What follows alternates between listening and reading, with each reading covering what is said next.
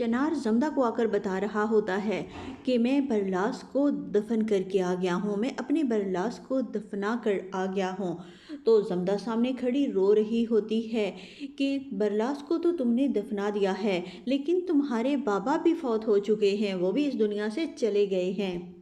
चनार भागता हुआ अपने वालिद के पास जाता है और रोता है, चीखता है, चिल्लाता है कि बाबा तुम मुझे छोड़कर नहीं जा सकते, तुम अपने चनार को छोड़कर नहीं जा सकते। उठो, बोलो, मुझसे बात करो। तुम जानते हो कि तुम्हारा चनार तुम्हारे बगैर कुछ नहीं है। चनार तुराब के बगैर कुछ नहीं कर सकता। जमदा भी चनार को देखकर फूट फूट कर रो रही होती है। इसे चनार का दुख नहीं होता, तराब का दुख नहीं होता, बल्कि अपने बाप का और अपने भाइयों का दुख होता है। उधर अपनी वालदा का, जो कि उनकी कब्रों पे बैठे हर वक्त मातम कर रही होती है, पागल हो गई है। उसे नहीं मालूम कि उसकी एक बेटी भी है जो कि ये सब कुछ देखकर पत्थर हो चुकी है। फिर चनार का छोटा बेटा जो कि जमदा के पास खड़ा होता है, चनार जल्दी से उसे अपने पास कर लेता है और कहता है कि अब आइंदा से मैं अपने बेटे को खुद से दूर नहीं करूँगा। मुझे किसी पर भी भरोसा नहीं है कि कोई मेरे बेटे को नुकसान ना पहुँचा दे। अब हमेशा से अपने बेटे की हिफाजत मैं खुद करूँगा है। ये जमदा को कब्रिस्तान लेकर जाता है। जमदा जब गाड़ी से उतरने लगती है तो चनार कहता है, तुम रुको, मैं भी तुम्हारे साथ चलता हूँ। वैसे तो मैंने कभी भी दुश्मन की कब्र पे फातिहा नहीं पढ़ी, लेकिन अब जमदा के बाप और भाइयों की कब्र पे फातिहा पढ़ना चाहता हूँ। जमदा चनार की तरफ देखती है कि चनार वो भी मेरे बाप और भाइयों की कब्र पे फातिहा पढ़ेगी। चल चनार तू वहाँ, मैंने तुम्हारे लिए पहले ही कब्र बनाई हुई है, मैं तुम्हें उसी कब्र में दफन करूँगी। चनार के पास जो पिस्टल होता है, जमदा पहले ही उसमें से गोलियां निकाल चुकी होती है। जितना भी इनका असला होता है, वो बंदूकें यहाँ पर मौजूद तो होती हैं, लेकिन उनमें से गोलियां जमदा सब पहले से निकाल चुकी होती है।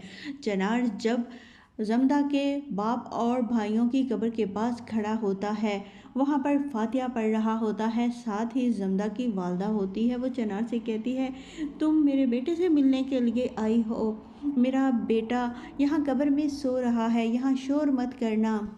जमदा अपनी वालदा की तरफ देखती है और परेशान होती है और कहती है कि माँ, मैंने तेरे बेटों का और तेरे शोहर का बदला ले लिया है, आखिरी शख्स रह गया है, तू देख यहीं पर इसकी कब्र बनेगी। तो फिर ये चनार के सामने खड़ी हो जाती है, इसे मारने लगती है। चनार जल्दी से अपनी जेब में से पिस्टल निकालेगा। जमदा कहेगी, तुमने क्या समझा कि तुम्हें मैं यहाँ आकर मारूंगी और तुम मुझे ख़त्म कर दोगे, तुमने मुझे कमज़ोर समझा हुआ है, ये सब कुछ मैंने तुम लोगों से सीखा है। तो चनार कहता है कि जमदा तुम मुझे मारोगी?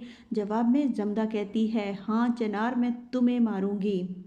चनार, तुम्हारे बाबा को भी मैंने मारा, तुम्हारे बेटे असफंद को भी मैंने मारा, मैंने चाल चली और बरलास को मैंने भड़काया तो उसने पामीर को मारा और तुम्हारे बाबा को भी मैंने मारा है। मैं बादल से मिली हुई थी, मैंने और बादल ने मिलकर गुल खान को मारा और बादशाह को भी मैंने ही मरवाया है। तो चनार कहता है, जमदा तुम तो जमदा कहती है, चनार खान, तुम्हें क्या लगा था कि मैं भूल चुकी हूँ अपने भाइयों का और बाप का खून इतनी आसानी से? मेरा बाप तो यही चाहता था, सुलह करना चाहता था। अगर तुम लोग सुलह कर लेते तो फिर आज तुम्हारे घर में भी सब जिंदा होते और हमारे घर में भी।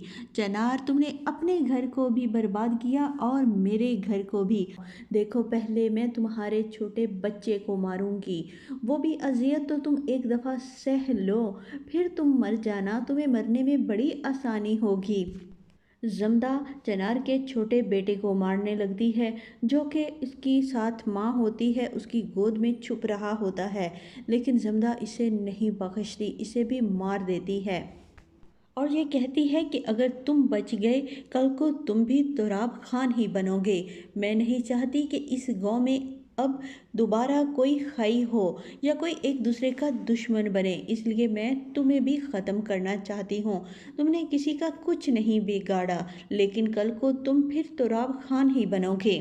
जमदा जब चनार के छोटे बेटे को मार देती है तो चनार वहीं पे ढेर हो जाता है और जमदा से कहता है, मुझे भी मार दो, मैं अब जिंदा नहीं रहना चाहता।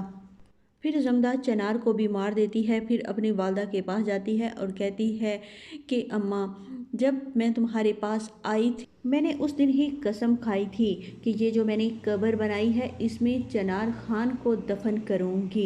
ये चनार खान को खींचकर उस कब्र में फेंकती है, उसके ऊपर मिट्टी डाल देती है और कहती है कि अम्मा लो, मैंने आज तुम्हारे दुश्मन को भी ख़त्म कर दिया है। जहाँ पर तेरे बेटे आराम कर रहे हैं, तेरा शोहर आराम कर रहा है, वहाँ पर इनका दुश्मन भी अब आराम करेगा।